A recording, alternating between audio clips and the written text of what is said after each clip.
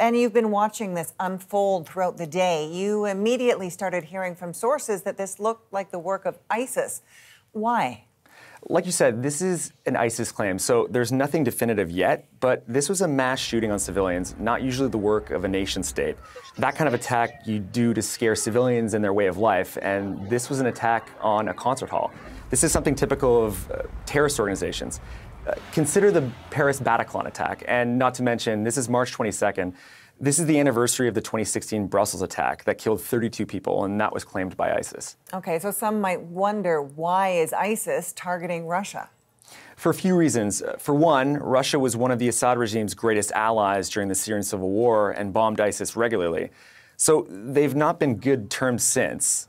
But more importantly, Russian authorities, by their own admission, thwarted an attack by ISIS-K in Moscow only weeks ago. This isn't something new. In fact, the U.S. warned the Kremlin that ISIS was plotting attacks in Russia. Okay, so we all know about ISIS. You just mentioned ISIS-K. Tell me more about that. Well, ISIS-K stands for Islamic State Khorasan Province. It's the Afghan offshoot of ISIS, centered in eastern Afghanistan. They've been trying to carve out a place in the country since the pullout in 2021. It's currently at war with the Taliban, and Russia is warming to the Taliban. Just last week, it was reported that the Taliban installed a military attaché in Moscow. So this very much is an attack of an ally of your enemy. Okay, now initially there was talk that this could be Ukraine behind the attack. What do you make of that?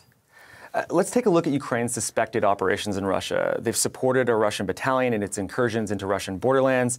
They've sent drone swarms to bomb refineries inside of Russia.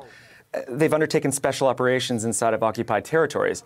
None of this is the wanton killing of civilians, nor would it benefit them. Okay, so what's next? How do you think Moscow is going to react to this? So far, people like the former president Medvedev are blaming Ukraine, but Russia has in the past shown no hesitation in dealing with ISIS militarily. Okay, thanks for this, Ben. National security reporter Ben Makuch in Ottawa.